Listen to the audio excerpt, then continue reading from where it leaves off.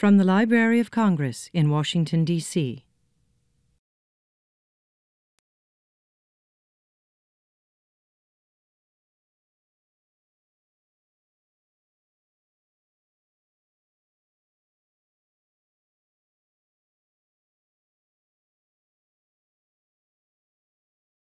Good afternoon. I'm John Haskell, Director of the Kluge Center. On behalf of the Center's staff, I want to welcome those of you who are not library employees to the Library of Congress. This event is part of the Center's effort to bring cutting-edge research to policymakers and the interested public. This is in keeping with the Kluge Center's mission since its inception in 2000. The notion, according to the late John W. Kluge, is to, quote, have a space at the library to bring doers and thinkers together. Today, we have one of those thinkers, scholar in residence, Digital Studies Fellow, Dr. Todd L. He is here to answer questions from me and a little later from you about the impact of social media on American politics. Let me tell you a little bit about Todd before we get started. Todd joined us at the Kluge Center from his home institution, the University of Hawai'i at Hilo. He'll be going to Colorado now for the break and then to get really cold weather before he goes back to work in the spring semester. He's a professor of political science there. His research and writing focuses on the presidency, mass media, public opinion, and campaigns and elections. He's co-author of 4 books, over 24 articles, and over a dozen chapters in edited volumes. His most recent publication, which was completed this year here at the Kluge Center, is entitled, Can We At Least All Laugh Together Now? Twitter and Online Political Humor During the 2016 Election. It appears in the book, The Role of Twitter in the 2016 U.S. election, which was just published this month. Of course, afterward, Todd can tell us more about that book. And Todd, let me start with a kind of just a softball question before I get tough on you. All right. As a student of American politics, how did you get into the study of social media? Well, I wrote my doctoral dissertation on the influence of text, visual, and audio-visual messages. And I was really interested in how those had a differential impact on persuading people how to vote and how they thought about political issues. And during that time, the internet revolution happened in the mid-1990s, to date myself. And I was really influenced by how so much more media was available. And then, of course, we had the social media revolution in the early 2000s, and now anybody can create and disseminate all this type of information, which has really changed our information environment in which we're doing governance. And I think it is a very important question for us to address as we forge ahead in our great experiment in popular government. So you must have been on kind of you were the vanguard, part of the vanguard of scholars, is that right, in this area? I guess. There's a bunch of people who've been. There couldn't have been any in the 1980s. There's a bunch of people who've been working on this, and I'm among them. But there's a lot of people who've done quite a lot of research that I'll talk about today. Okay. While you've been here at the library this year, what exactly have you been doing? You know, how did you make use of library collections? Mm-hmm. What kind of research were you conducting here? Yeah, my research project was on how the digital revolution has changed how we conceive of presidential candidates, and looking at a longitudinal sort of study from the modern presidential campaign from 1960 onward to current, and comparing how people express themselves and how they interacted with the information environment both before and after we have social media. Okay, so now we're going to get to the substance of the matter, and I think it's good. It's always good in an academic setting to make sure we know what we're talking about, kind of definitionally. Sure. Let's just make sure we're all. What is the distinction? What is social media as compared to regular media? Where's the line drawn? Okay. Well, as I mentioned before, we talked about the first internet revolution. We have what we consider sort of 3 different stages, what we call legacy media. This is the good old days, right, when we had 3 television networks and newspapers and radio and such.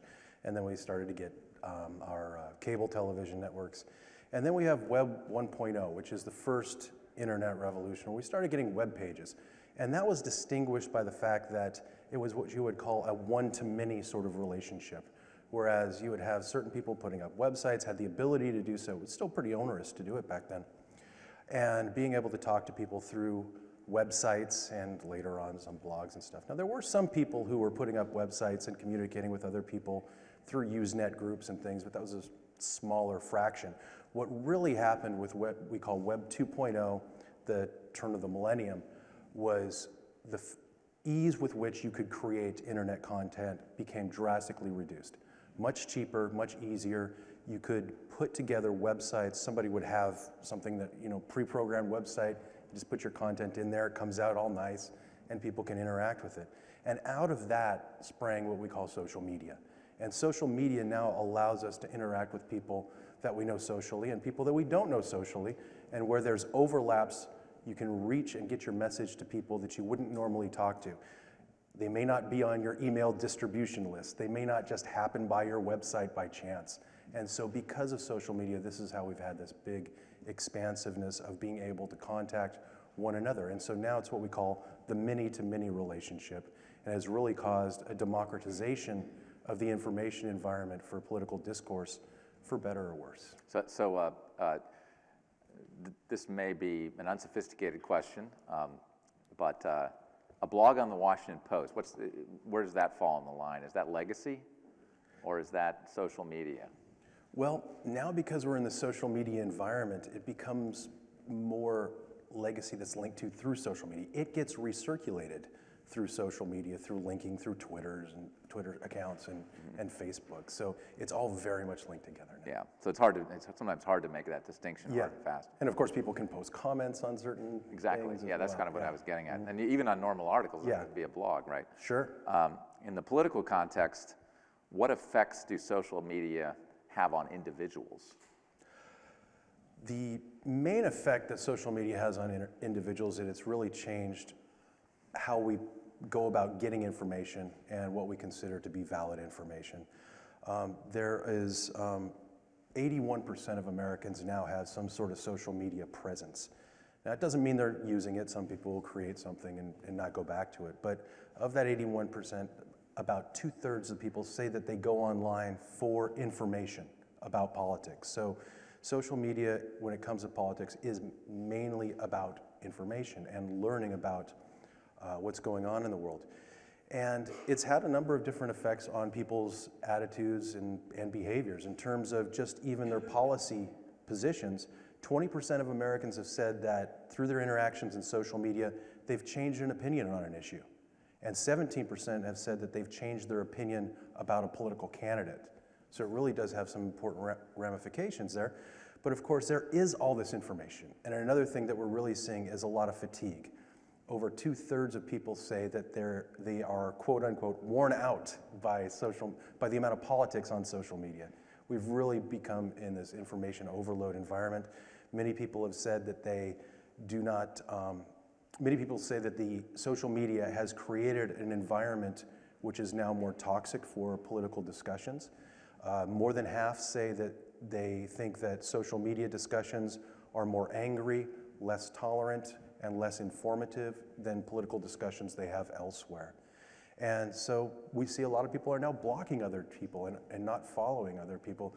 1/4 of Americans say that they just won't have any interaction with people because of something that they have posted on social media with which they disagree. And yet people still come back to it, right?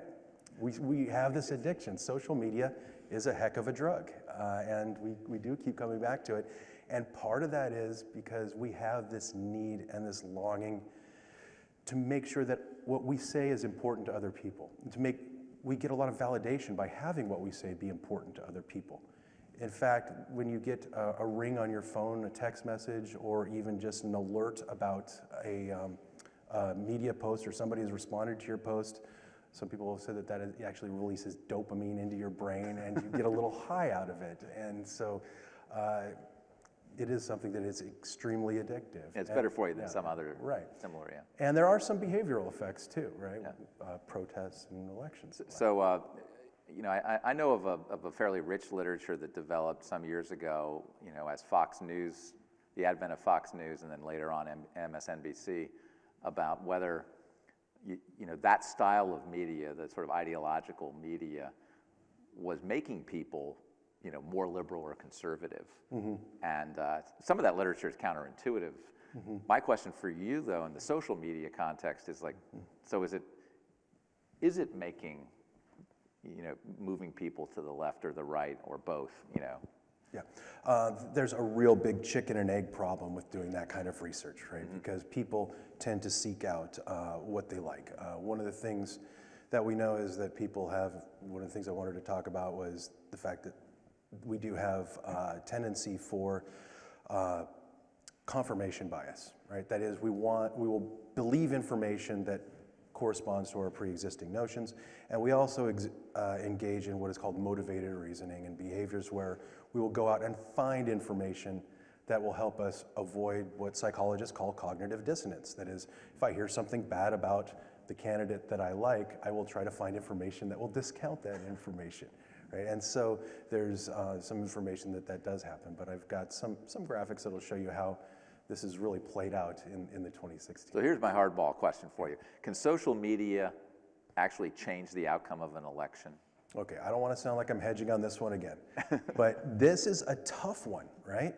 To try to say somebody, did you change your opinion because of what you saw on social media? A lot of people are not going to answer that question in the affirmative, right? And can we go back and look at everybody's social media history and then find out how they voted? Well, there's also, again, a chicken and egg problem there too, because we know people follow people they like, right, that they already agree with. So it's difficult for us. We're having a problem with the computer. John? We got it. Is it on the wrong? Thank you. Yeah. Always updating, right? Also, 2.0, right? Yeah, the chicken and egg problem also with trying to find out, where people sharing with others. But we do know that some of what we call instrumental variables, that is, things that help get candidates elected, are impacted by social media. In fact, people are more likely to volunteer, to share the candidate's information. Get out the vote efforts seem to be enhanced by social media. Campaign contributions are enhanced by social media, and a number of other factors that do help get candidates elected. We are more sure that certainly does help. Yeah, you sort of have that path. Right. So this is going to be back to basics for those of us who are more unsophisticated about the impact of social media. The word fake news is out there all the time, of course. Can you tell us exactly how social media spread fake news? Is there an easy way just to explain that for those of us who are less sophisticated? Two very important terms, virality and velocity. And if we look at what we call virality, that has to do with sort of the logarithmic rate of growth of sharing of information that happens in social media. This is something I did back in with the 2008 election, looking at the viral videos that came out with Barack Obama, and back then was candidate Mitt Romney. And as you can see, some of them get over 20 million views, whereas a lot of them are languishing in the mere 2 million views. And what happens? What happens is you catch fire. You get to that critical mass where people start sharing your information, not just with people they know, but across platforms. And that is what we call the velocity. Velocity is movement across platforms. You can see I did a logarithmic transformation on it. It resembles sort of a normal curve. Once you see that, once you ramp it up, you can really catch fire. So that's a big part of it. So how do you get to that critical mass, and how do you get something to catch fire? And why is it the fake news people have figured this out more than others, right? A lot of it has to do with what we call in political science moral contagion. And that is, something becomes contagious when it has a moral content to it. When you use moral language, especially language that is emotionally charged and moral, you can usually get a bump of at least 20% in the amount of people who are going to recirculate your information.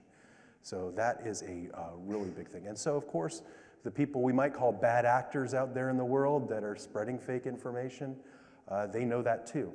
And so you can see that a lot of the stuff that has been recirculated are not necessarily things that say vote one way or vote another way, but really designed to drive a wedge into the public in the United States, really trying to divide us as a country. A lot of stuff for and against Black Lives Matter, for and against Muslims. This came up with the issue of President Trump retweeting the videos that turned out to be fake in the UK. So that is something that can, once we get ramped up, we can reach that critical mass, and then you get to this aspect of confirmation bias. And so people want to believe what they see, and then you get into you somehow stimulate this feed algorithm, right?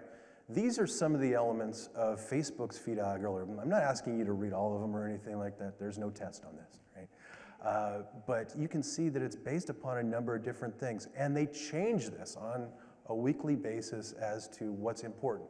But if you notice that it's, are you linking to other things? Are your shares liked by other people? It's built into this equation that if you get something that starts to move, it's going to snowball pretty quickly and move around the internet. So it's also helped by the fact, fake news is helped by the fact that we have a natural psychological human tendency to like to tell people something new, something novel, to get the scoop on the newest, latest information, to regale our friends with information that might be counterintuitive, that they might not expect.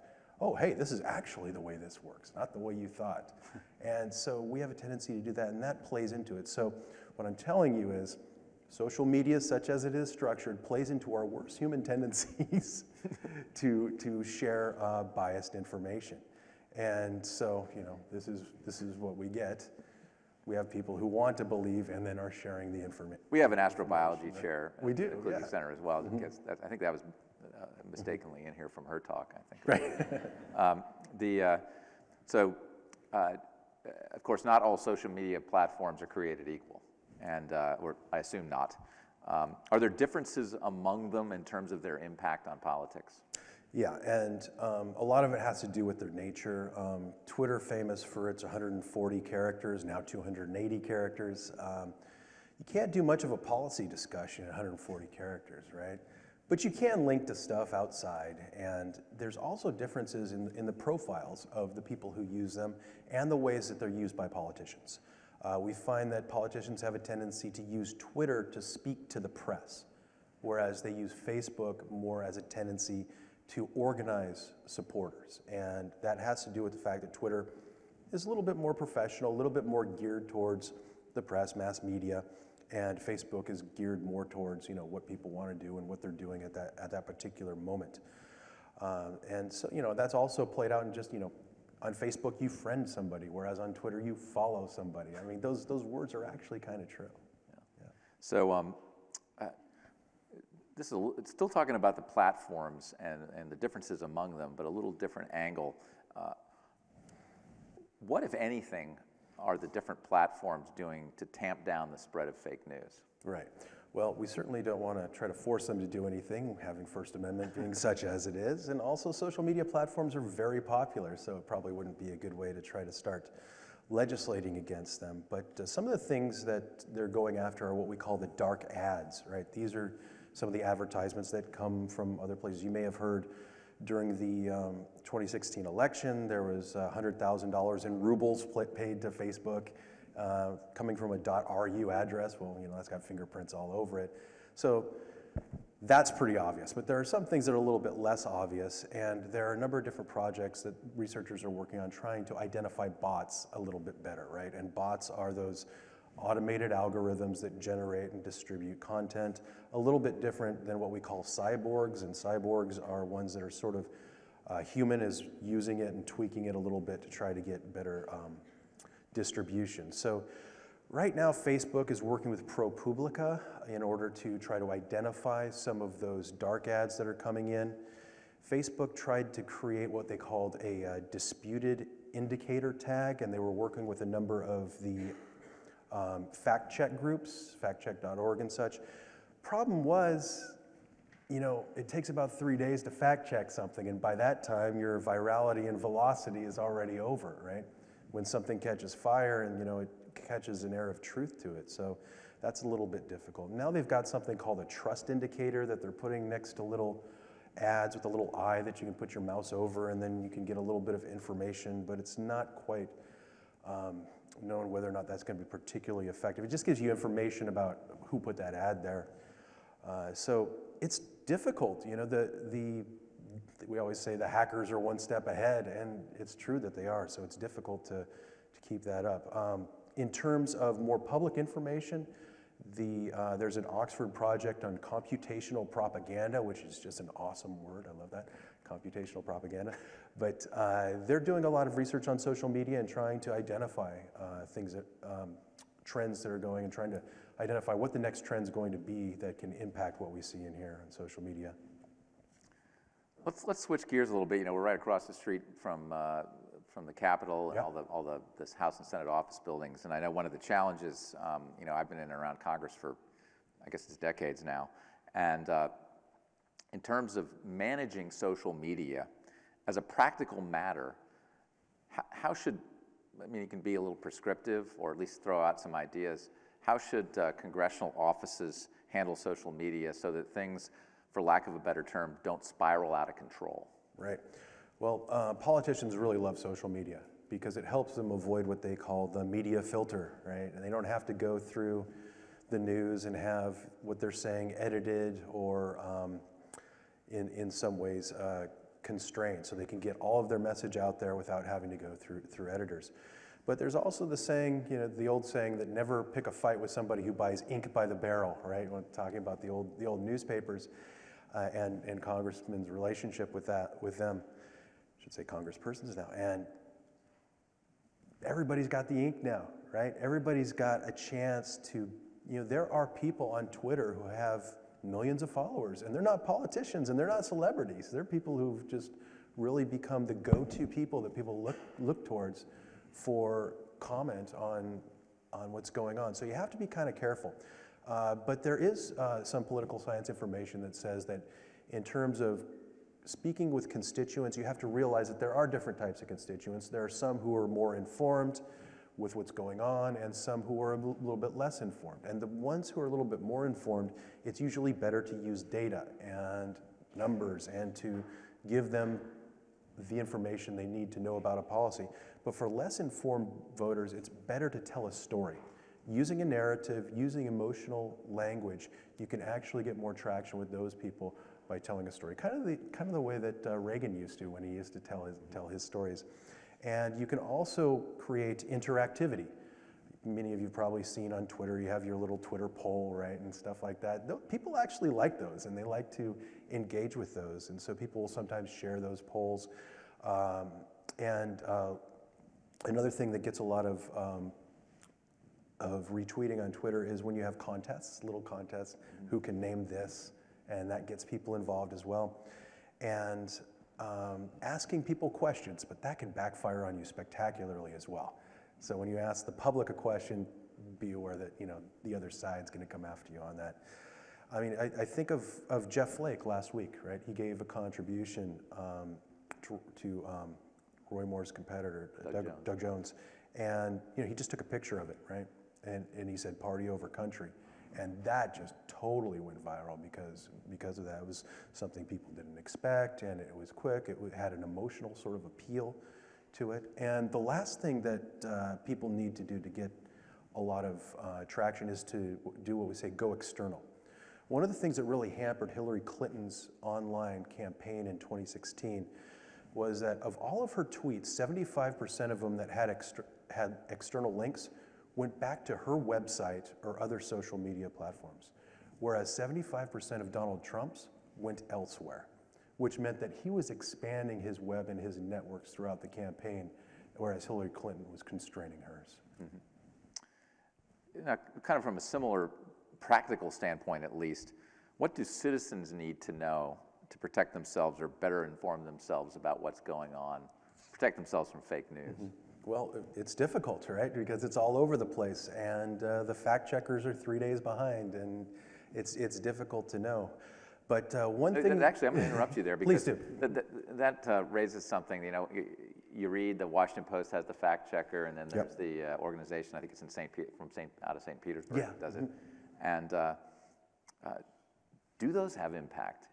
I mean, are they making a difference, or is having like the Washington Post has like the 4 Pinocchios. Right. It's like, is that too confusing or what? I mean, you get the drift of what I'm asking. Yeah, it's pretty marginal, but what political science research has shown is that if you can retweet that information in such a way that makes it funny or humorous, if you can use humor to attract attention to someone's falsehood, that can be more informative than just the information itself. Just facts. It's how you package it that really matters, yeah. And so recognizing and knowing what's fake it's a difficult thing to do, but one of the things that we saw in the, let me go to it here. This is a crazy spider web that was created by Yochai Benkler up at Harvard and MIT about the 2016 election. And excuse me, you'll see that Breitbart became sort of the center of the shared universe on Facebook and Twitter during the 2016 election. That the stories that were there, these web links and the sizes indicate how much content was linked to from those sources. And on the right side, you can see Washington Post, New York Times, CNN. And a lot of those stories on Breitbart were rewritten by bots with headlines that would be very controversial, which didn't even match the content of the story. So one of the things you have to do is you have to read the stories, right? There's a saying on the internet, TLDR, right? Too long, didn't read it, right? So a lot of people will share stories just because they read the headline, it corresponds with something they want to say, and having it seem to come from ostensibly a credible source makes them want to share it to get their political point out. And so reading things through is very important. Recognition, there are some places on the web that you can go to and check that are a little bit more helpful, and there's, all right, Snopes is a good one as well, and Hoaxy is another one.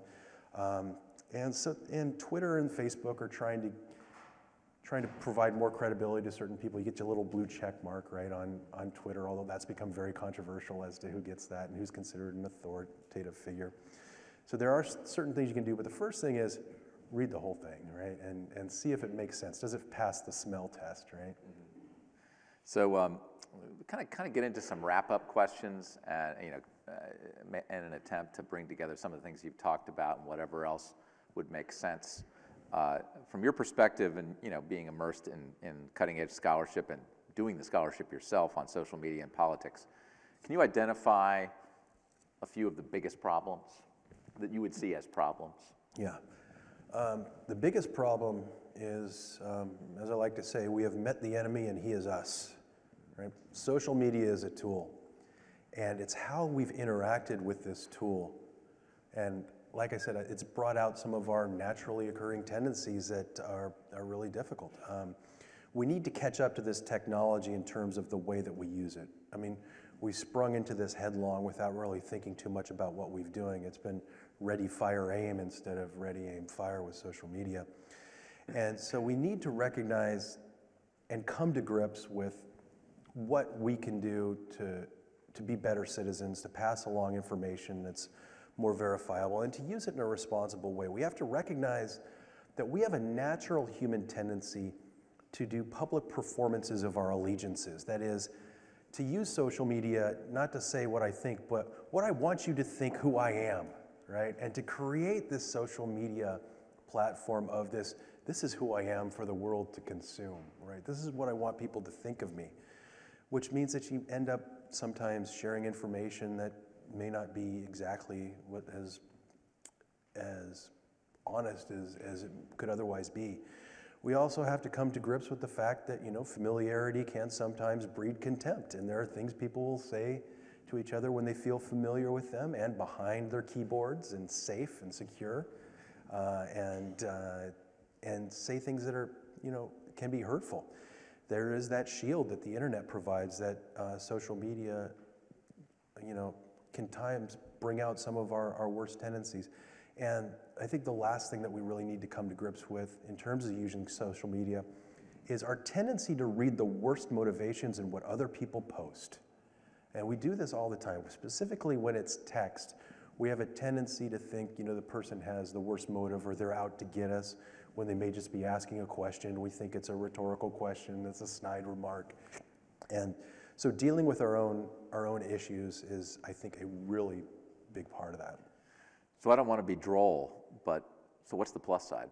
Oh, absolutely. There are many plus sides to it, right? The plus sides is obviously for members of Congress and presidents, they can talk directly to the people and avoid the media, for better or worse, right? Like I said. The internet has also allowed us to, not allow people to run away from their pasts, right? We're seeing a lot of that now, that things will come back to catch you. And it used to be that politicians used to have what some people would consider to be a throwaway line about policy. If they didn't know what to do about a political issue, they would say, well, we have to have a national dialogue about this issue. We need to have a national dialogue about race. We need to have a national dialogue about sexual assault. Well, guess what? We're having those, right? And why are we having those? Because this tool, social media, has allowed these voices that have otherwise not been heard a place to be expressed. And so issues of sexual harassment and sexual assault, Black Lives Matter movement, other issues that otherwise may not have been covered in the mainstream press are now pushed into the foray, so much so now that you have our Times Person of the Year, right, are the silence breakers. Yeah. So this is your final Jeopardy, really hard question. On balance, does social media help or harm democracy? Can I say the jury's out? I don't know. I don't want to hedge or anything like that, but certainly there are some drawbacks, and I think I've highlighted a lot of them that have to do with our human psychology. But there are also a lot of benefits, right? More information ostensibly is good for democracy, right? But of course, we have to be able to tell what's good information from bad information. And we have to be able to speak with one another, right? And social media allows us to speak with one another. We've been yelling at one another instead of speaking with one another, right? We've been attacking each other instead of having a civil dialogue. And if we can get to that point where we can have a more civil dialogue back and forth, then I think the benefits will outweigh the drawbacks that we've seen so far. I mean, we used to have this system, the legacy media, where you had the 3 television networks that were controlling most of what people saw and heard, and now we have so many perspectives. Has the pendulum swung too far? Are we becoming polarized? It's not so bad to be polarized and to have more perspectives as long as we can discuss things with civility. You raise people my age and the baby boom, which is of course the lump in the snake, so there's more than any other group. The baby boom grew up as though, and I guess the sense was, it was always the 3 networks and that was it. Mm-hmm. And that must be the lodestar, or whatever that expression is. Right. That must be the goal. That's the right way. But in fact, we may think the social media age is crazy, but the anomaly was that period for a few decades when mm-hmm. TV existed and there were only 3 networks and you got your news from 3 sources, and 63 people watched the news hour, and before that it was a different kind of free for all, wasn't it? Yeah. So it isn't like we should think about, oh, it's bad because that when Walter Cronkite told us what to think was a better time, because there was another period that had some serious drawbacks too. I'm not saying it's better and I'm not saying it's worse. I'm saying there are pluses and negatives on both. It's kind of a perspective on it. Yeah. Well, thank you, Todd. Thank you so much. Very interesting. Right. We are prepared to entertain questions. Raise your hands, and we want to. There's a gentleman. We have a few. Where's our microphones? I got you. Come on, Emily, have you got it? This gentleman here in the front center. I realize everything is complex, but when you look back at history, blacks and women struggled for decades to achieve at least some degree of legal equality. Yes. The gay movement moved much quicker. Did social media have any role in that? Yes. I do believe that social media has had a role in the interactions with that people have. One of the things that we can see about the gay rights movement that allowed it to swing so quickly in the period of 8 years, right? You had 2/3 against versus 2/3 for gay marriage, right? In the period of 8 years. And the number one thing that influenced that was interpersonal contact. That was people knowing a person who was gay or lesbian, transsexual, right? And because of having those social networks, right? We've expanded who we know, and you don't have the closetedness as you did in the past. And so so that interpersonal connection is made, and that was one of the things that really caused that policy to move in that direction. I would cause public opinion to move in that direction on that policy. That's an interesting question. That's a great question. I think somebody was second right here, this lady in the second row, and then we.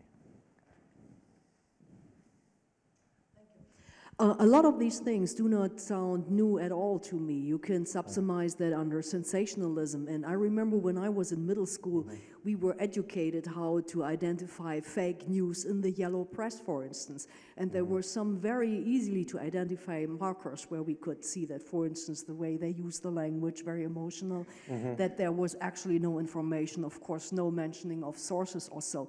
Can you imagine that nowadays kids get being educated in order to identify fake news in their social media?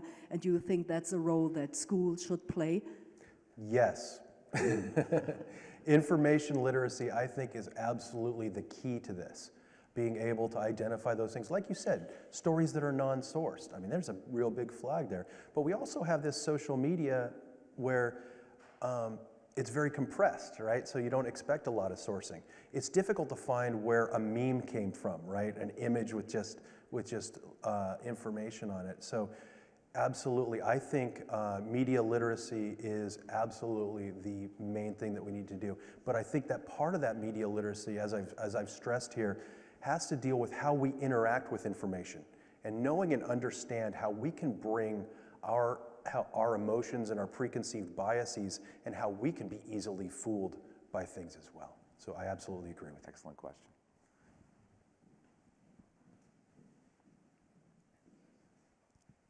Thank you, Todd. Very interesting. In case anybody didn't know, today the FCC decided to demolish net neutrality. What do you see as the impact on social media by this decision? Great question. This is a really good question, and the main concern with net neutrality is the throttling issue, right, and not allowing so much bandwidth to certain types of sites. We saw what happened with Netflix when they got throttled and they ponied up extra money to be able to keep their bandwidth open for their movie streaming. It's obviously Twitter and Facebook are extraordinarily successful, and so they would be able to ride it out. But what social media does for democracy, it's not the 140 characters that really matter, it's what you're linking to there, right? And so there may be some of those links to outside sources that you may not be able to download quite as easily and may be silenced from that. If I could just comment again on that. Yeah. But in other countries, this has happened before, and free services such as Facebook, Twitter, et cetera, have gone to paid subscriptions and have gone into packaging. Internet service providers have put together packages like Comcast would, where you don't have the premium channels and things. If people need to start paying to access Twitter and Facebook and Instagram and YouTube and things like that, how do you think that's going to affect social media in general? I mean, well, obviously that's going to widen what we call the digital divide, right? Between the haves and the have-nots. Most people, especially most people in foreign countries right now, use their primary device as their phone, right? And so that they get a cheap phone and they use things for free. So I think that will divide us even more in terms of the haves and have-nots. I think so. And obviously, yeah, just Ethiopia, just 2 days ago, shut down their social media because they were having some unrest. Hopefully, we don't do that in this country, but there are, the net neutrality is a nefarious way to privilege some forms of speech over others. Yeah. The gentleman in the bow tie was next. So I wanted to ask what you think the role of platforms should be in monitoring, not necessarily censoring, moderating the national dialogue, especially when you look at some political candidates we've had and elected officials where their platforms border on hate. And so what point should we say, like, nope, that's not worthy of your 140 characters, we're not letting that go up? Or how should Facebook or Twitter say, like, this really isn't a good idea, kind of, what roles do the platforms play? Okay, thank you for that question. Obviously, these tech companies say, we're tech companies, we're not media companies, right? And they like to sort of hide behind that and give themselves a shield. But they are our gateway to media, right?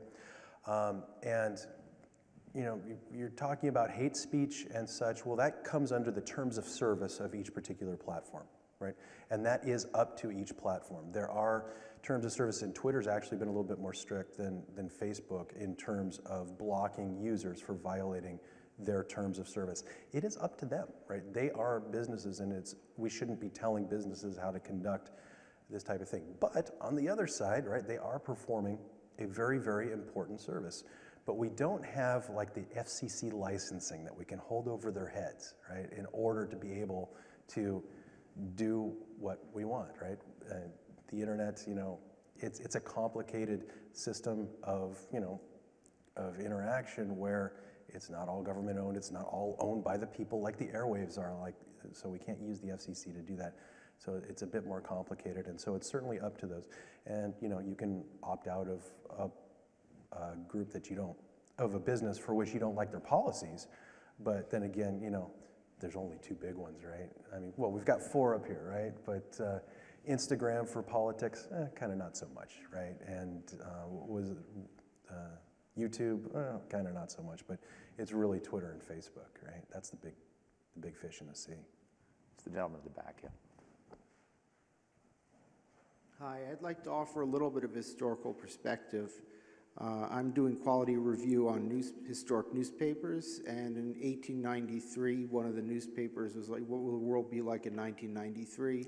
And a journalist was speculating that aside from the vast acceleration of technology, not much philosophically, and he quoted something from the 18th century, which was saying how horrible newspapers were with character assassination, salacious. This is mid-18th century, which claimed that around the turn of the 18th century, things were sober and good, but that was like 60 years before the 18th century gentleman's time. Mm-hmm. And the person from the 1893 was looking back and saying, if this person said it was so bad then, basically things will not have changed much in terms of human nature. The main changing factor is the vast acceleration of technology. Mm-hmm. Could you trace cyclical changes in philosophy of news, or is the primary differential essentially technological? What do you mean by philosophy of news? I'm sorry. I mean, trying to report things relatively objectively rather than going for sensation. 18th mm-hmm. century, 19th century, mm-hmm. different periods. Okay. Thank you for your question. Obviously, there's always rosy retrospection about the old times, right? You know, and we can always complain about the kids these days, right? And their social media and what's going on. And I've tried not to do that here in what I've been talking about, but I think one of the problems that social media has created is that everyone is seen as a purveyor of news with equal amount of credibility. And I think that is a problem. And this is not helped by the fact that that mainstream news media is pretty reviled in this country right now and are losing their credibility. There's still more people who get their information from television news than social media, but that's on the decline in concordance with their credibility. So that can be a problem. But there is an important place for legacy media and for curated news, for fact-checking, for double-checking your sources. CNN got into a little bit of problem with that last week, didn't they, right? So I think that you know, there still is a place for that. It's important, and the fact that those are still, as I showed with those bubbles, the legacy media are still some of the biggest bubbles up there that are linked to. So they play an important role in the information environment, and that air of credibility and their news philosophy is still very important to a lot of people. Yeah. Right here. Hi. I would like you to comment on the implications of social media for the marketplace in terms of, for example, Bloomberg had a piece a couple of weeks ago or whenever Amazon took over Whole Foods, contrasting how many Trader Joe's customers were at Whole Foods that day, and you know, vice versa. So the new avocados were driving the issue, for example. So that was information aggregated from social media. So one could assume that a fake news story could drive a market price, for example, a stock price, that kind of thing. Do you Or have an oil any, price. Yeah. an oil price. Yeah. Do you have any comments on the commercial implications and even Bitcoin, for example, of social media? Yeah, they're obviously vast, right? If you can get a story that can hook into people's emotions and can make them panic about something, right? I'm not going to say we're going to see, a 1929 situation or anything like that, but certainly people really, gravitate to stories that make them emotionally anxious, afraid, and worried. Those types of stories have been shown by political science scholarship to stimulate information seeking about those things. But on the flip side, if you're getting that information and then you're going to be doing more information seeking, then you can sort of find out what's real about that. So it is possible, but I hope that our natural human tendency in that instance is to seek out more information and then to get to the truth, I would hope. One thing that hasn't come up directly is the impact the president, both when he was running for president and now that he's president. So what impact has his approach to social media had that might be lasting in terms of electoral strategies and in terms of governing? Is it too soon to talk about that? Or where is the scholarship going on that?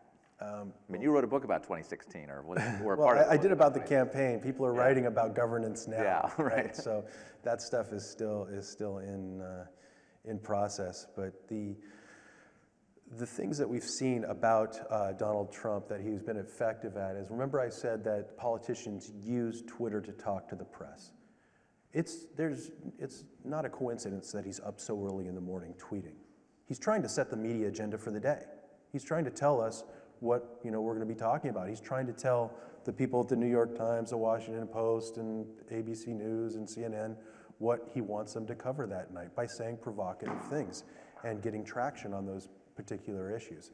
I think we'll probably see other people try to do that. I don't know if they'll have the same sort of effect that he has. Another thing that we've seen is the name calling, right? We see Lion Ted, right? And Little Bob, and Crooked Hillary. I hope that's not something we're going to start seeing. But once you get something like that attached to you, it becomes what political scientists call a meta-narrative. It becomes really difficult to break out of, right? Al Gore never said he invented the internet, right? But we have this sort of idea that, he did say that. Sarah Palin never said, I can see Alaska from my house, right? But the Saturday Night Live thing, goes Russia, over. Russia. Yeah, What did I say? Alaska. Alaska, no, right? I can see Russia, yeah. You may never have said that either, but. Yeah, right. And Donald Trump never said, and this went around during the election, he never actually said, if I ever ran for president, I would run as a Republican because they're the dumber party. There was a meme that was going around that said that. He actually never said that. That was debunked. But once you get these sort of things attached to you, it's really difficult to get through that. And so this Crooked Hillary thing, it really was difficult. And we saw this in the Virginia election, right? He tried to label Enron Ed Gillespie, right? So we're starting to see some of this mimicry going on in political campaigns. And it can be effective, and it does damage to our discourse. We're certainly not talking about policy when we're name calling, right? Mm-hmm.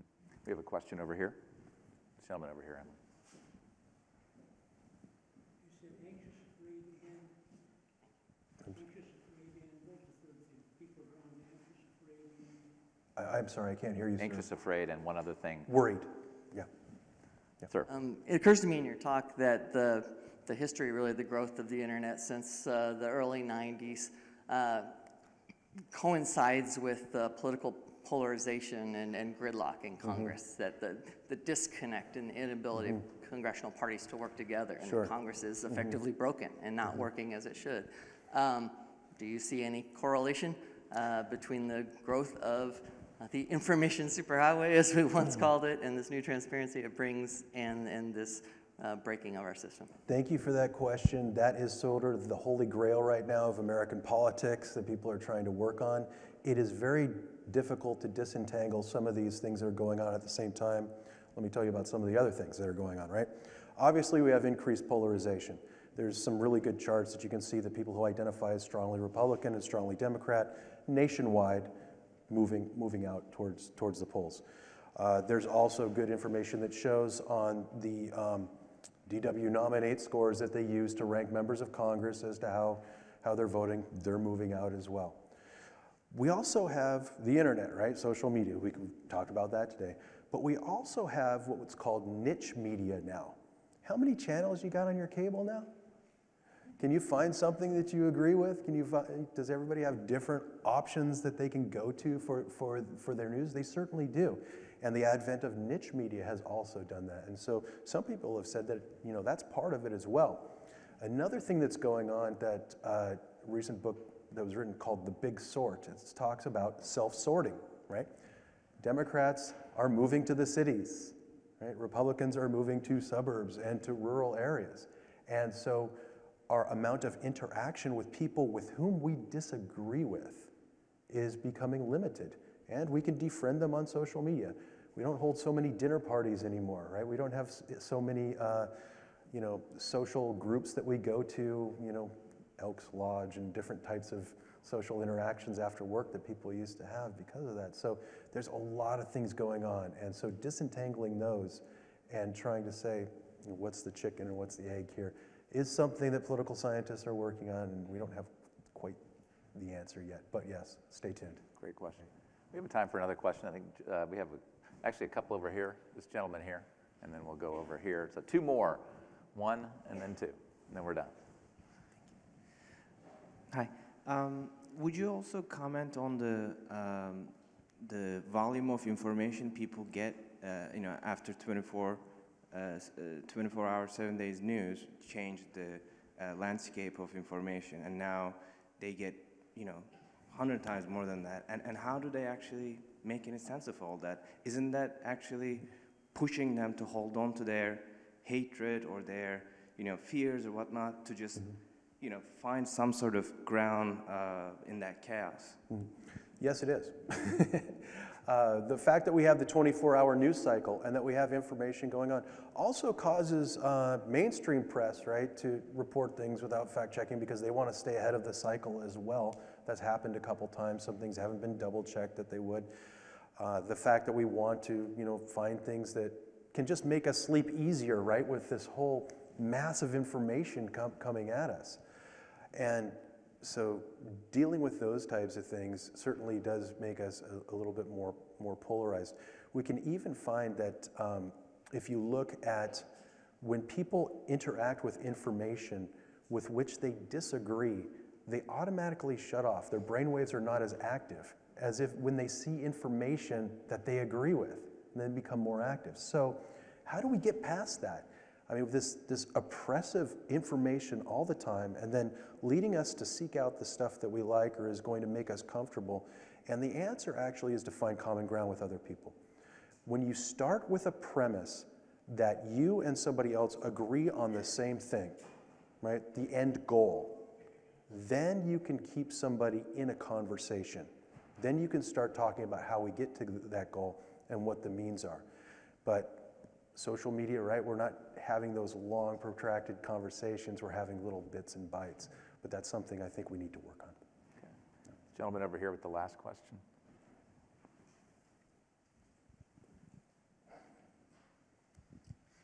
Since we're at the Library of Congress today, I'm going to finish up with a library question for you. All right. To support your work are scholars like you, or more importantly, future scholars like you.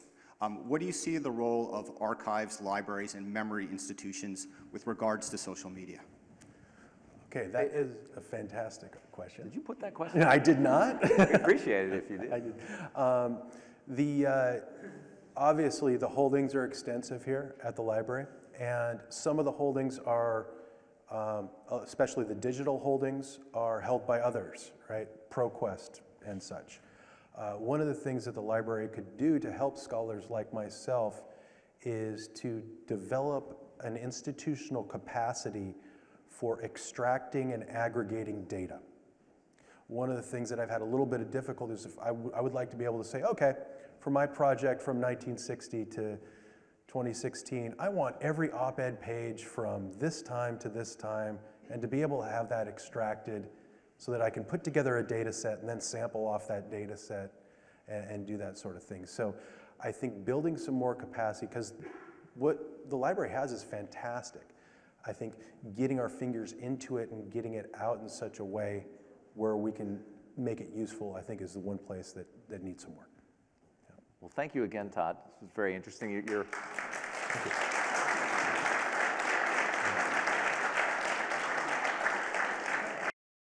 This has been a presentation of the Library of Congress. Visit us at loc.gov.